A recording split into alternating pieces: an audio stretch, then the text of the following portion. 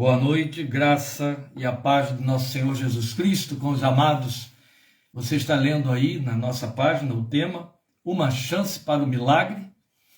É um texto que já estivemos abordando parte dele domingo passado, hoje nós o veremos então de forma exclusiva. E ele se encontra nos 11 primeiros versículos do capítulo 5 de Lucas. Nós vamos fazer a leitura, após a leitura de Lucas capítulo 5, de 1 a 11, estaremos falando com Deus. E então, deixando por conta do Espírito de Deus, aplicar esta palavra sobre nossos corações, em nossa fé, para que ela seja profética e profeticamente recebida em nossos corações, para que seja devolvida a Deus com seus frutos, conforme a proposta do seu coração e o seu propósito para as nossas vidas. Portanto, lendo o texto do Evangelho de Lucas, no capítulo 5, de 1 a 11, diz assim a palavra de Deus. Certo dia, Jesus estava perto do lago de Genezaré, que também se chama da Galileia ou Tiberíades. Você vai encontrar esses três nomes referindo-se ao mesmo local. Certo dia, Jesus estava perto do lago de Genezaré e uma multidão o comprimia de todos os lados para ouvir a palavra de Deus. Viu à beira do lago 2 barcos deixados ali pelos pescadores que estavam lavando as suas redes. Entrou num dos barcos, o que pertencia a Simão, e pediu-lhe que o afastasse um pouco da praia. Então sentou-se e do barco ensinava o povo. Tendo acabado de falar, disse a Simão: vá para onde as águas são mais fundas, e a todos lancem as redes para a pesca. Simão respondeu: Mestre, esforçamo-nos a noite inteira e não pegamos nada. Mas, porque és tu quem estás dizendo isto, vou lançar as redes. Prefiro a fraseologia das versões que estão em uso mais comum dentro do texto, versão revista, Almeida Revista e Corrigida, Almeida Revista e Atualizada. Mas sob a tua palavra lançarei as redes, ou lançaremos as redes. É o que você tem aí no final do versículo 5. Quando o fizeram, pegaram tal quantidade de peixes que as redes começaram a rasgar-se. Então fizeram sinais a seus companheiros no outro barco para que viessem ajudá-los, e eles vieram e encheram ambos os barcos ao ponto de começarem a ir a pique, a afundar. Quando Simão Pedro viu isso, prostrou-se aos pés de Jesus e disse: afasta-te de mim, Senhor, porque sou um homem pecador. Pois ele e todos os seus companheiros estavam perplexos com a pesca que haviam feito, como também Tiago e João, os filhos de Zebedeu, sócios de Simão. Jesus disse a Simão: não tenha medo, de agora em diante você será pescador de homens. Eles então arrastaram seus barcos para a praia, deixaram tudo e o seguiram. Meus irmãos, nós iremos orar, mas eu preciso esclarecer o texto, e aí é um movimento didático, para que você tenha o melhor proveito da ministração desta palavra esta noite. Exatamente para que eu não tenha de entrar durante a ministração, a aplicação devocional do texto, na pregação, nesses detalhes. Eu vou antecipá-los, depois eu oro, e aí começaremos a desenvolver o nosso tema, uma chance para o milagre. Algumas coisas que são importantes a considerar aqui. Eu já expliquei para você que o nosso texto está chamando de Lago de Genezaré também tem mais 2 outros nomes, e eles aparecem assim, diferenciados em outros textos, ou melhor, em outros evangelhos.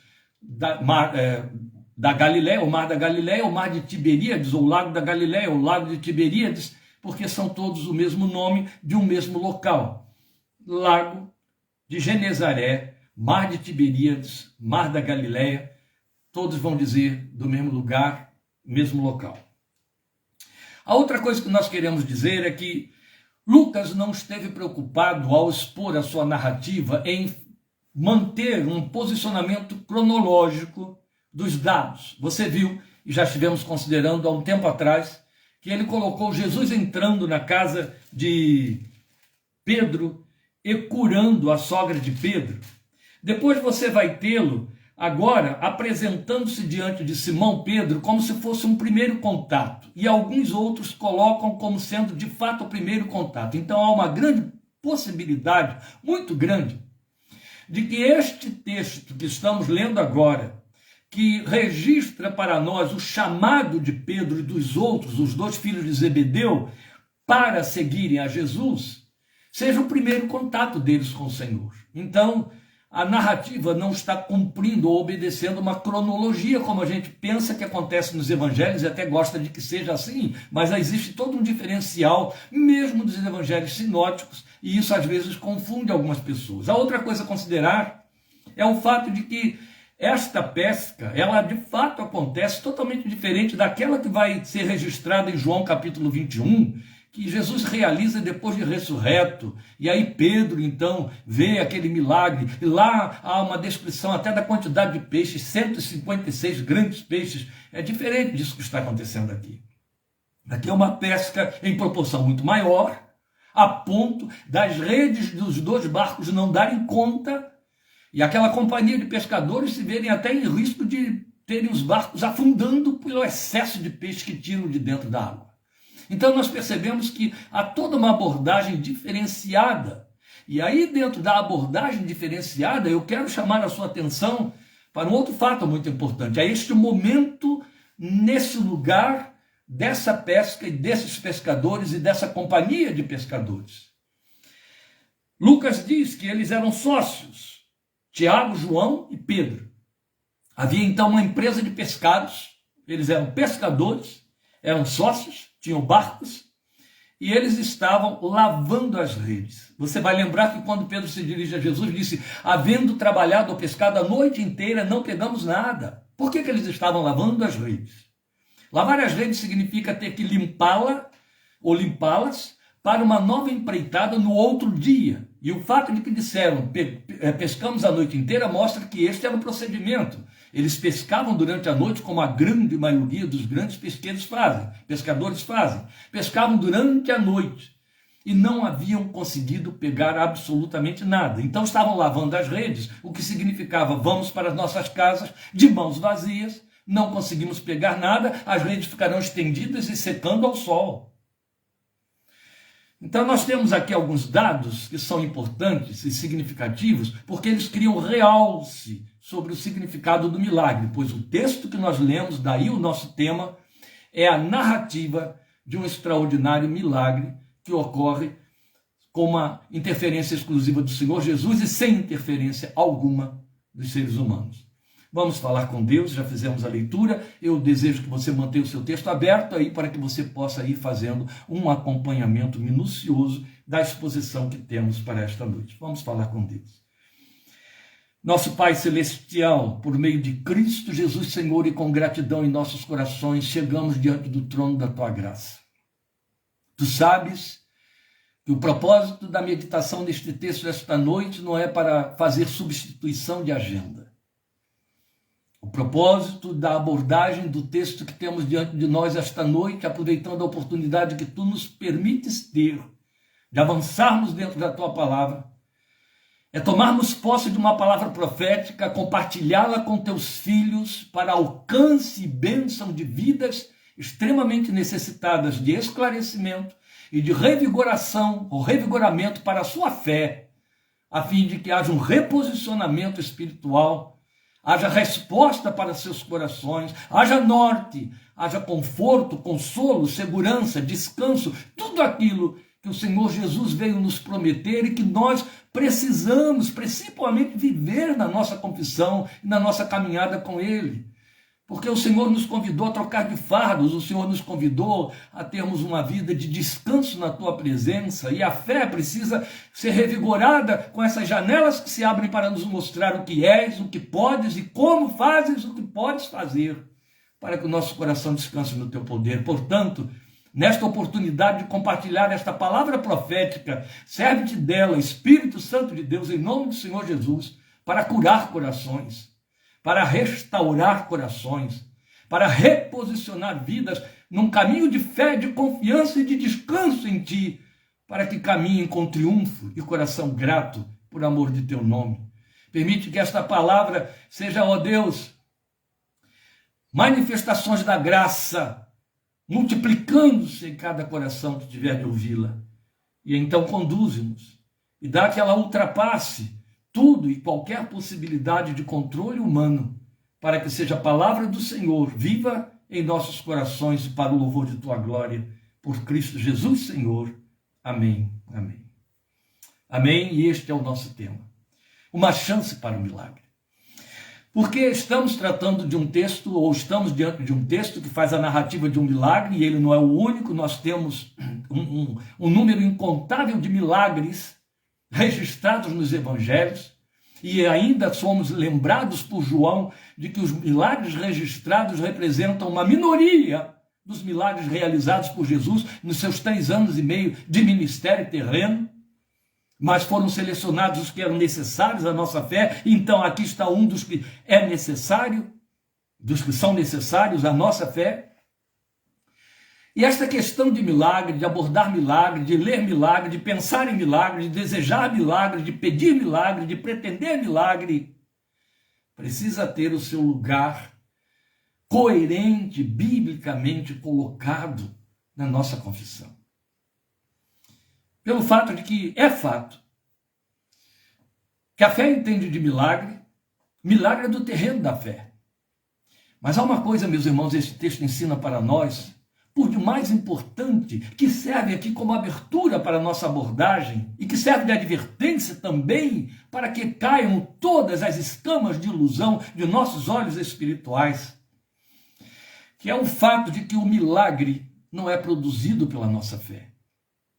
A nossa fé não tem o poder de fazer o milagre acontecer, graças a Deus. A nossa fé não tem o poder de realizar o milagre, graças a Deus. A nossa fé não tem o direito, nem o poder, nem a capacidade de requerer o milagre, de forçar o milagre, de marcar hora, dia e lugar para o milagre. Não existe, não nos foi dado isso. Mas nós estamos dizendo, reforçamos o argumento de que milagre é do terreno da fé. Mas aonde entra a fé na questão milagre? A fé existe no contexto milagre para nos viabilizar, nos possibilitar ver o milagre. Vamos lembrar que a palavra de Deus deixa muito claro que nós devemos primeiro crer para depois ver. Então a fé nos é dada para que abra os nossos olhos para que possamos ver o milagre acontecendo, para que possamos estar abertos para o milagre, para que possamos dar lugar ao milagre, para que percebamos o milagre, para que configuremos o milagre, para que saibamos reconhecer quando o milagre é milagre. A outra coisa, não nos foi dada uma fé, Deus não precisa disso, para ser propagandista do milagre do poder de Deus. Deus não precisa de tietes espirituais. Ele não precisa ser promovido, ele não precisa do voto da nossa fé, ele não precisa ser eleito por nós. Deus não precisa de nada disso. E este milagre realizado por Jesus atende a todas estas considerações que eu acabei de colocar para os amados aqui. Então o que temos aqui é o relato de um milagre de fato, por razões que o provam por si mesmos. A começar por se tratar de uma pesca acontecida de forma anormal, não só nas circunstâncias, por isso forma anormal, quanto na quantidade. Foi milagre, incontestável. E também porque ocorreu depois de comprovada inviabilidade. Os peritos na arte de pescar, os profissionais da área, haviam dado a sua palavra final dizendo: havendo pescado a noite toda, não pegamos nada. Aquela palavra de Pedro não era uma palavra de lamento. Pedro estava dando um esclarecimento. Senhor, é dia, vamos voltar agora, depois de termos trabalhado a noite inteira, tendo feito todo o nosso esforço, todo o nosso empenho, usando toda a nossa técnica, e vendo que lá não tem peixe. Eles não estão lá, não há nenhum cardume, não há nada passando por ali, o esforço foi em vão de uma noite inteira. Nós conhecemos a área, nós conhecemos o nosso serviço. Não é só. Ele havia chamado Jesus de Rabi, então nosso texto não mostra isso, não é? Mas ele primeiramente diz Rabi, versículo 5. Rabi, nós nos esforçamos a noite inteira. O que ele está dizendo é: o Senhor é um ensinador, o Senhor é um didata, e é carpinteiro, não entende de pesca. Nós entendemos, nós conhecemos do riscado. Nada foi possível. Depois ele muda os termos. Quando ele vê o milagre acontecer, ele não chama mais Jesus de Rabi, e sim de Senhor. Uma palavra de exaltação que só era atribuída a Deus.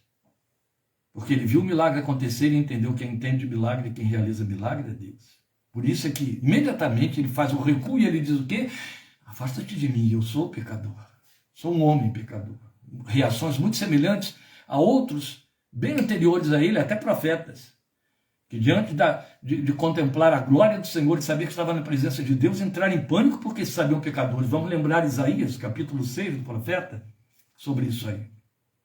A outra razão porque se tratava de um milagre é porque estava fora de hora. Quero grifar isso aqui. Estava fora de hora. Nas palavras de Pedro, nas circunstâncias, na inscrição histórica, estava fora de hora. E é onde o milagre é de fato milagre.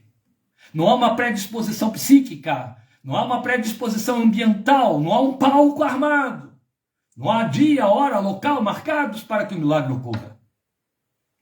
O milagre não está sendo esperado, nem pretendido, nem desejado, só necessitado, mas não na categoria de milagre. E aí ele ocorre, fora de hora, era milagre. E ainda, um outro elemento para mostrar que o milagre foi de fato milagre, é que quem sugeriu o serviço e o local, quer dizer, a forma, não entendia de pesca. Pelo menos humanamente falando. Era carpinteiro, acabei de citar, eu estou me repetindo para dar reforço a esses argumentos, para que os irmãos percebam quanto que o milagre de fato teve característica de milagre. Sabe? Circunstâncias ambientais não explicariam. Circunstâncias científicas, tanto menos. Concursos humanos, favorecimentos, adjutórios, fora de cogitação. Nada. O que motivou o milagre? Em termos humanos, absolutamente nada. E aqui está o reforço do que dissemos. A fé não produz milagre. Aqui ela está fora de cogitação. Não é a única vez que ela está fora de cogitação. Vamos lembrar que quando Jesus faz multiplicação de pães, não contou com a fé de ninguém. Quando ele ressuscita a filha de Jairo, muito menos. Quando ele acalma a tempestade, menos ainda, porque inclusive denunciou que os seus que ali estavam no barco eram desprovidos de fé, homens de pequena fé. Então, nada havia acontecido da parte dos favorecidos pelo milagre que pudesse ser tomado como causa para o milagre. Nada. Isso aponta o quê? Isso aponta aquilo que é da essência do milagre, a soberania de Deus. De onde procede o milagre? Da soberania de Deus.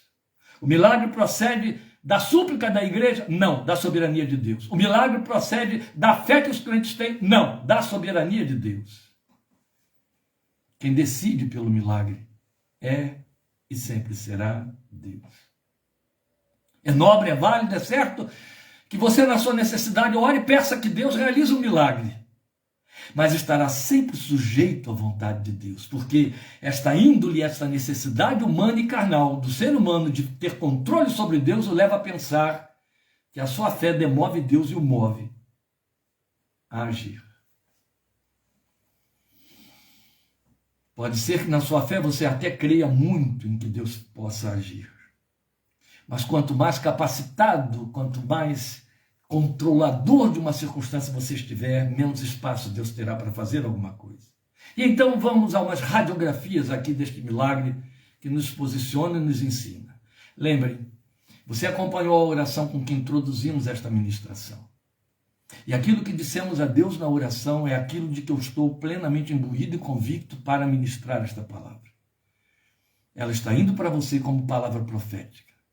Não apenas no sentido de que é como toda a mensagem da Bíblia Sagrada é uma palavra profética, mas no sentido de que ela vai com a intenção profética de comunicar a você uma mensagem de Deus que lhe seja por resposta e norte. Amém?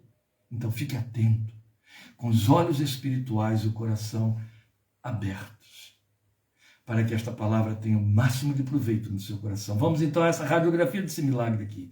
Por que o milagre aconteceu?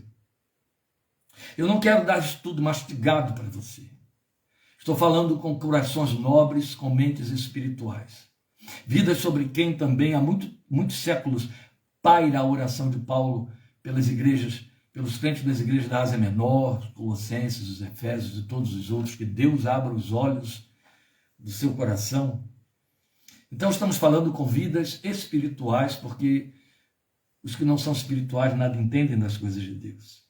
Logo, à medida que nós formos fazendo essa exposição, vá absorvendo, vá captando em caráter pessoal e particular aquilo que a sua fé pertence. Por que o milagre aconteceu? Porque o realizador do milagre assim o quis. Estava sob seu critério fazê-lo. Vasculhe esse texto aqui. De alto a baixo, no meio, do meio para diante, do meio para trás, de trás para frente. E você vai ver que não há outra forma de concluir e avaliar a não ser isso. Este milagre só aconteceu porque o seu realizador assim o quis. Estava no critério dele fazê-lo. Se você quiser dizer que estava no propósito dele fazê-lo, vale também. Mas ele fez conforme o seu critério. E no devido momento. Estava sob seu critério fazer esse milagre. E o milagre aconteceu porque ele assim o quis. Ninguém produziu essa vontade no coração dele. Ninguém. A outra razão é que o operador dele estava atento. Quem realizou o milagre, o Senhor Jesus, estava atento. Eu parei em cima disso aqui quando eu estive lendo, e isso encheu o meu coração de alegria. Perceber que antes de pedir a Pedro que afastasse o barco que já estava estacionado na areia para fora da praia, a fim de que virasse um púlpito, porque a multidão o comprimia e empurrava ele contra a água, e então ele pede a Pedro que empurre o barco para que ele possa, do barco, sentado, ministrar ao povo que na praia estava. Ele percebeu, ele viu que os pescadores estavam lavando as suas redes.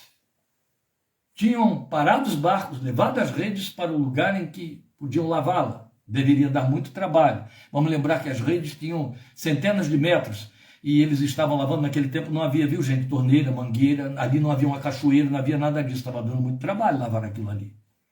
E ele estava vendo. Sabe aquela faxina do fim de dia, depois que o restaurante fecha? Mais ou menos por aí. Então ele estava atento. Ele percebeu que se lavavam as redes é porque os barcos estavam vazios. As redes não haviam apanhado nada. Então ele estava atento. Ele viu a necessidade circunstancial, irretocável ou irremediável. Ele estava atento. Você consegue capturar isso aí? Ele estava atento. Na minha experiência cristã, 50 anos de evangelho, já experimentei e vi muitos milagres acontecerem. Milagres de verdade, sabe, gente? Não aquelas coisas que a gente, por pietismo, atribui a Deus dizendo que é milagre. Não, milagres mesmo.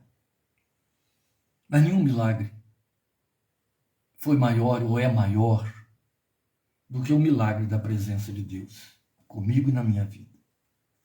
Nenhum milagre supera a experiência de tê-lo junto, de tê-lo dentro de casa, de tê-lo no ambiente de trabalho, de tê-lo no contato com as outras pessoas, de tê-lo envolvido na vida. O maior milagre é o Emanuel, é o Deus conosco, comigo, pecador.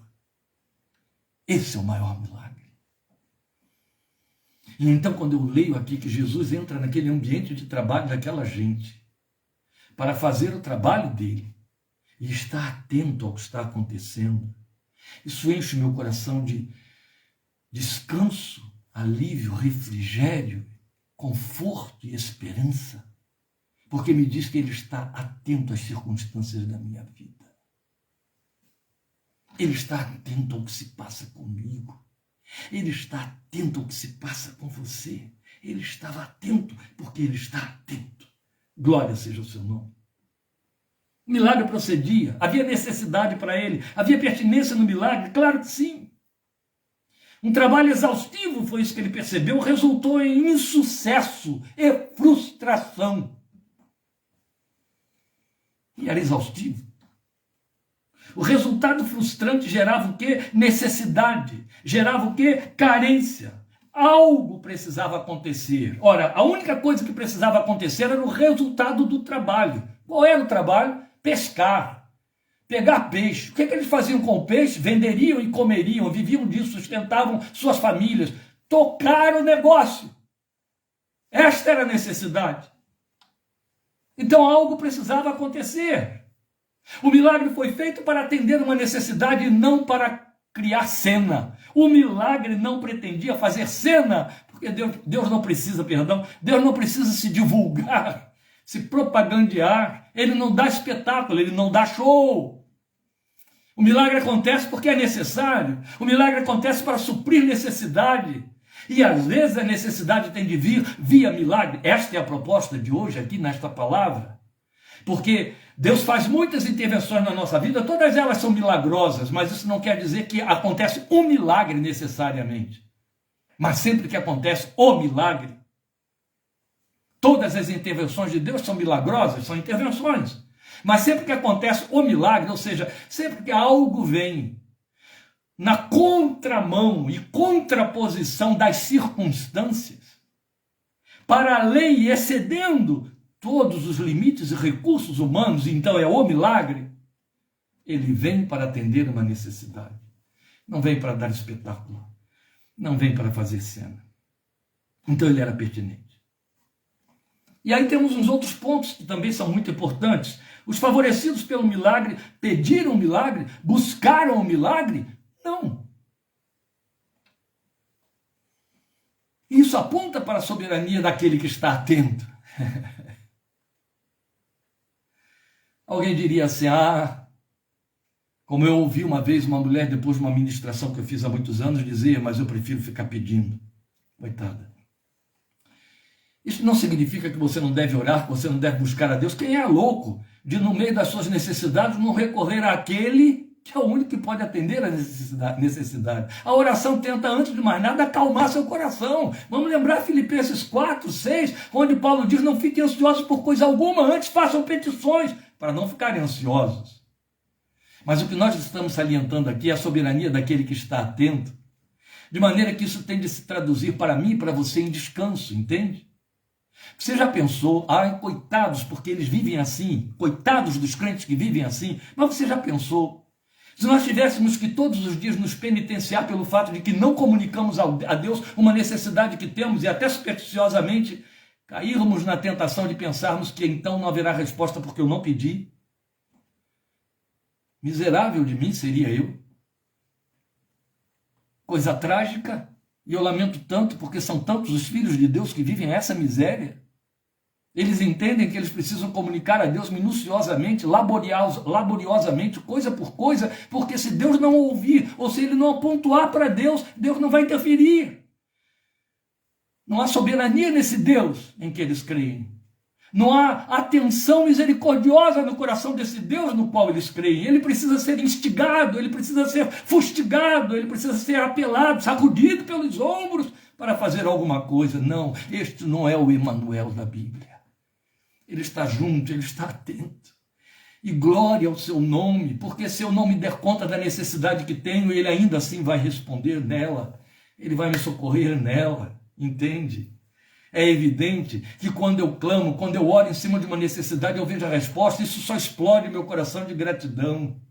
E ingrato eu sou, quando não cumprindo 1 Tessalonicenses 5,19, não sou grato por todas as coisas, porque não sei, você não sabe, ninguém jamais saberá quais são todas as coisas que Deus está operando a nosso favor diariamente, cumprindo Lamentações que diz que suas misericórdias são a causa de não sermos consumidos. Desconhecemos o que se passa nas esferas espirituais contra nós, desconhecemos um sem número de circunstâncias em que a graça fica sobre nós e nos serve de barreira e nos protege contra essas circunstâncias, independentemente do que dissemos, soubemos, ou oramos, ou pedimos. Ele está atento, ele faz, glória ao seu nome. E aqui está o exemplo clássico disso, em que os favorecidos nem pediram, nem buscaram, e muito menos até esperavam que fosse acontecer o milagre. Se esperassem, Pedro não teria dito, Senhor, olha só, trabalhamos a noite inteira e deu em nada.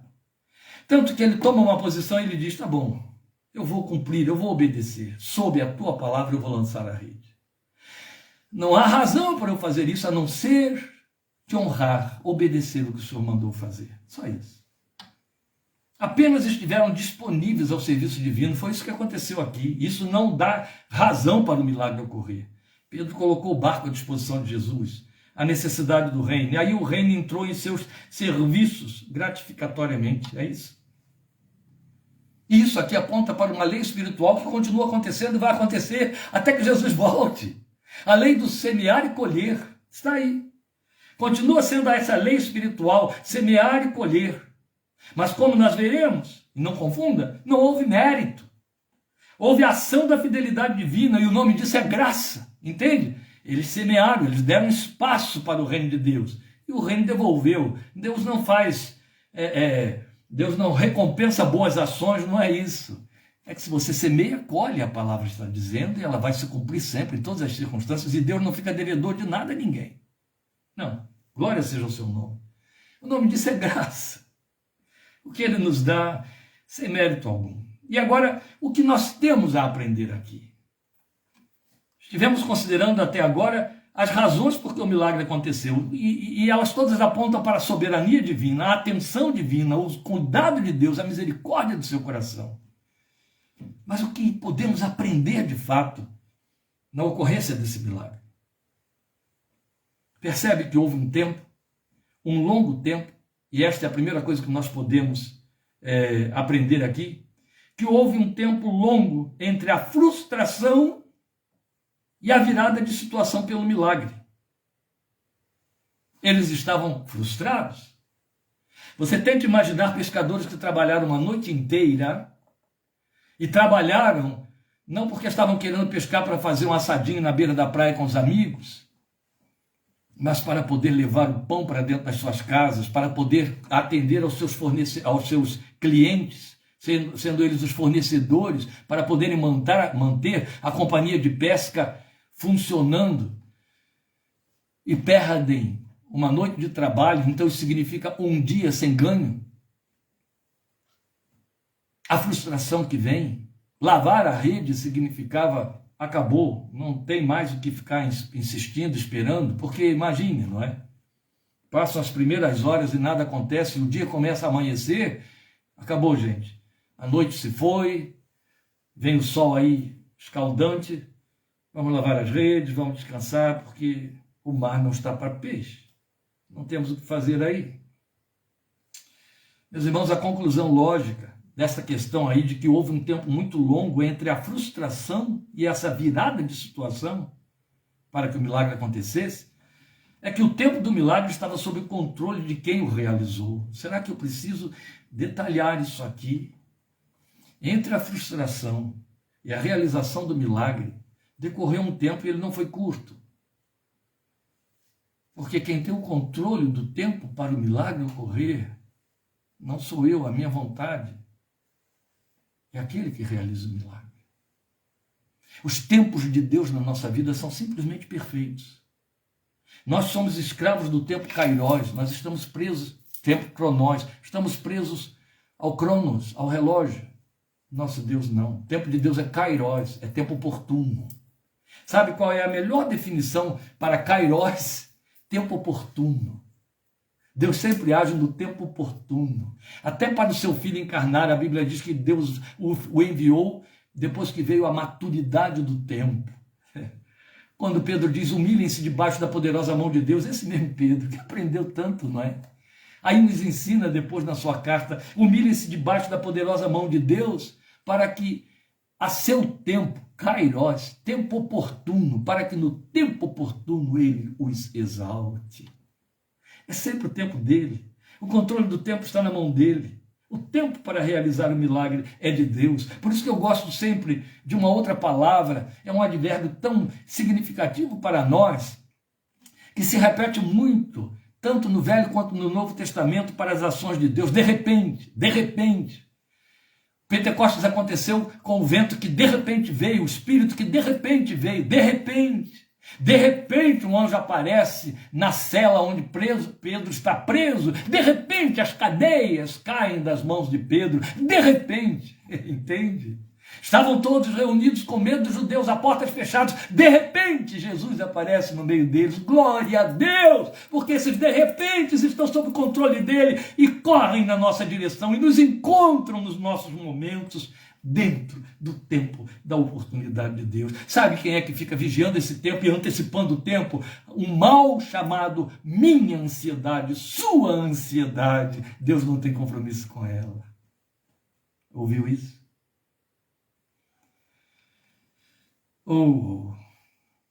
A outra coisa a aprender é que o milagre interferia numa ação fora do controle do concurso humanos. Também não quero entrar em detalhes.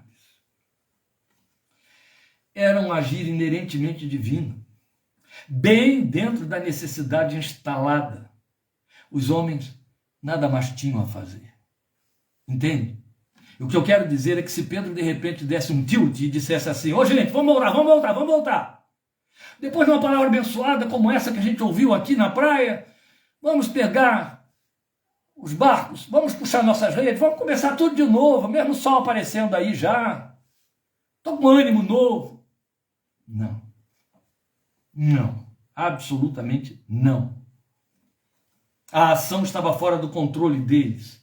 Estava fora do concurso deles. Ele só voltou lá com os outros. Aliás, ele só voltou, os outros não foram não. Ele teve que chamar os outros quando a coisa ficou feia. Porque Jesus mandou que fosse, aí ele disse: então sob a tua palavra eu vou. Estava fora do controle. Era só um agir de Deus. Bem dentro da necessidade deles. Porque eles não tinham mais nada a fazer. Há poucos dias eu repeti o que alguém já disse com muita sabedoria, que quando Deus fez uma promessa a Abraão, Sara já era estéril. A promessa já não poderia se cumprir por intermédio de Sara, mas Abraão ainda era capaz, era viril. E Deus esperou Abraão ficar incapacitado para cumprir a promessa. Agora não havia mesmo para onde ir, nem Sara, nem o próprio Abraão. Aí a promessa se realizou. Aleluia. Os favorecidos aprenderam que ele tem o controle e a técnica que superam as habilidades humanas. E aqui vale um ponto. Eu não queria estar entrando em detalhes, vou ter que entrar aqui. Nós temos o mau hábito de explicar coisas para Deus como se entendêssemos assim. Ele não entende disso, que isso é coisa de homens, é coisa nossa. Quem entende disso sou eu, quem está sentindo na pele sou eu. Quem é ser humano, quem vive aí no dia a dia, no ramirrão, sou eu. Então eu tenho que explicar para ele com detalhes. A gente faz isso, viu? Embora eu esteja rindo aqui porque cai no ridículo, mas a gente faz exatamente isso. A questão é que eles aprenderam que quem tem o controle e a técnica superior a deles, que superam as habilidades humanas, é quem realiza o milagre. Agora, ele não vai além de operar o milagre. É interessante. Ele opera o milagre e não vai além. Aquilo que os homens podem fazer, ele para ali. Veja, os homens correspondem. Ele diz para eles: vão lá e lancem a rede. Eles pegam a rede, o barco quase vai a pique, tem que pedir ajuda dos outros. Depois eles se viram com esses peixes que eram os frutos do milagre.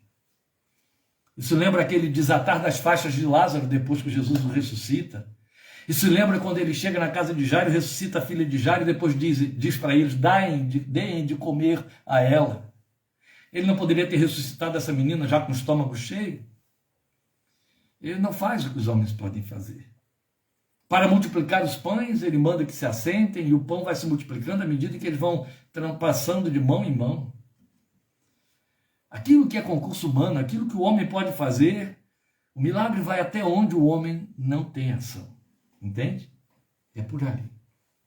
A outra coisa a aprender é que se é ele quem está no controle do ambiente, ele dá conta. Ali ele estava no controle do ambiente. Nas bodas em Caná ele estava no controle do ambiente. Dentro da casa de Pedro para curar a sogra de Pedro, ele estava no controle do ambiente. Aí estamos falando de ambientes domésticos. Isso é profeticamente significativo. É quando ele está no ambiente. Não pretenda que Jesus opere milagre naqueles ambientes e decisões que você toma onde ele não entra, porque não pertencem ao reino, não tem compatibilidade com a moral dele, com a honra dele e com o reino dele. Se ele está no controle do ambiente, ele está à vontade para operar e ele opera. E foi isso que aconteceu ali. E ele dá conta. E ele dá conta. Isso é muito importante. E ao dar conta, o que acontece? Estamos falando em termos deste milagre histórico. Ao dar conta, supre, supera, surpreende. Eu fiz questão de usar essas 3 palavras com S. Quando ele dá conta, ele supre, ele surpreende e ele supera. O milagre tem essa característica, porque é divino. Restaura aquilo para o que faltaram forças, faltou ânimo, faltou competência. Quando o milagre ocorre, supre, supera, surpreende, restaura aquilo para o que as forças faltaram, para o que faltou ânimo, para o que faltou competência. Ele dá conta. Grave isso que eu vou lhe dizer agora, em cima dessa história, deste milagre, que é um outro ponto inegociável para aprender. Onde o poder do homem vira fraqueza, o poder de Deus flui, porque não há interferência humana. Foi a grande lição que Paulo deixou para nós. Quando sou fraco, então é que sou forte. E mais me alegrarei na minha fraqueza, para que sobre mim repouse o poder de Deus. Se Paulo pôde, meu querido, minha querida, você pode, entende? Sua fraqueza é a matéria-prima da qual Deus se serve para manifestar o seu poder. Não é na sua suficiência que ele faz. Não é na sua capacidade que ele faz. Dê chance ao milagre. Dê um lugar para a sua fé. Dê um lugar para a sua fé dentro da sua estrutura psíquica. Dê um lugar para a sua fé dentro das suas estruturas emocionais. Dê um lugar para a sua fé na sua história profissional, na sua história doméstica, na sua história familiar, na sua história biológica, física. Dê um lugar para o milagre. Deixe a sua fé enxergar o milagre. Transita pelo terreno da fé. Ele não espera que você seja capaz para que ele complemente. Não. É justo onde o poder do homem vira fraqueza, que o poder dele flui, sem que haja interferência humana. Enquanto você puder, ele não precisa fazer. Enquanto você puder, ele não pode. Independe de obras de piedade meritórias. Sabe? Nessa hora a gente fica pensando o que eu tenho de fazer para que o milagre ocorra. Pedro deixou muito claro que não havia mérito nenhum naquela situação. Retira-te de mim, Senhor, porque sou homem pecador. Afasta-te de mim, porque eu peco. Não há mérito. Não havia mérito ali nenhum. O milagre não aconteceu porque havia algum mérito. Pelo contrário, havia o quê? Demérito, havia fraqueza. É isso. Só houve um movimento que ele esperou para que o milagre pudesse acontecer. Ele já havia estabelecido o ponto de realização. Ele já havia demarcado o lugar para onde os peixes vieram, quem sabe atendendo a um comando dele, uma ordem dele, ele é o Criador de todas as coisas. Mas era necessário irem até lá e jogarem a rede. O nome disso significa obediência, não é só. É porque é uma obediência bem dentro dos termos daquele que foi colocado como pai dos que creem, e a respeito dele foi dito que sigamos as suas pegadas, Abraão. O chamado de Abraão, as interferências de Deus na vida de Abraão nos alcançam por herança. Você vai ler isso em Gálatas, por favor, leia isso em Gálatas. Somos herdeiros de Abraão, somos herdeiros da fé que teve nosso pai Abraão, e a Bíblia determina que caminhemos nas pegadas da fé que teve nosso pai Abraão. Quando Deus chamou Abraão, Deus simplesmente disse para ele: desliga-te, disponibiliza-te, fique desprendido, não dependa de homens, não dependa da fama da sua casa, não dependa das garantias do seu clã. Vai para a terra que eu te mostrarei. Abraão teve que obedecer às cegas. Abraão teve que obedecer totalmente desprovido. Abraão teve que obedecer porque a palavra disse para fazer. A palavra de Deus falou, e aí ele tinha de atender. Não é diferente comigo e com você. Enquanto eu tenho controle de situações, enquanto eu me asseguro, eu não preciso de intervenção divina. O que ele espera é obediência, e obediência que ultrapassa as circunstâncias, ultra circunstanciais.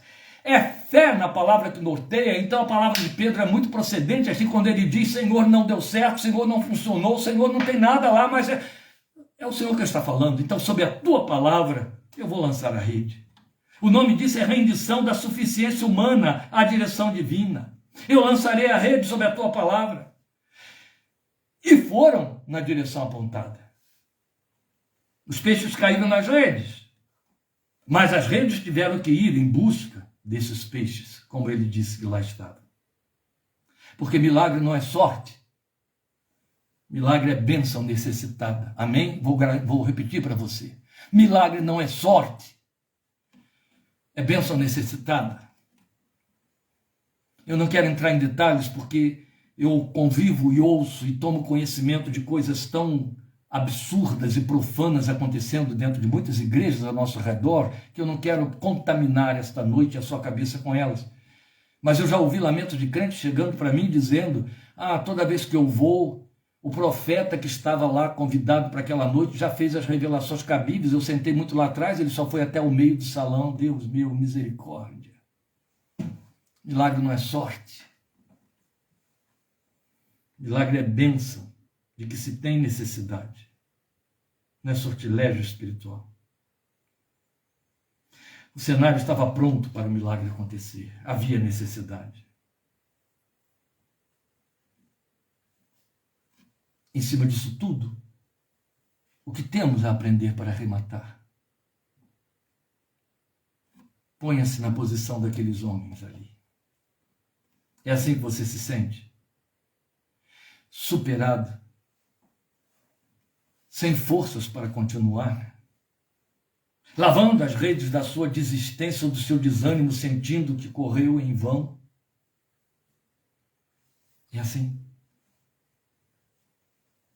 ceda espaço a ele. Dê uma chance ao milagre. Coloque-se debaixo da palavra que gera fé. Deixe a fé ter vez. Eu sei que estou me repetindo. Deixe a fé ter vez. Lembre sempre disso. O Senhor está atento a você. O Senhor está atento às circunstâncias à sua volta e dentro do seu coração e da sua vida. O Senhor sabe o que lhe falta, por dentro e por fora.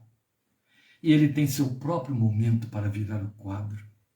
Uma coisa é certa: porque Ele está atento, Ele pode. Porque Ele está atento, Ele quer. Porque Ele está atento, Ele fará.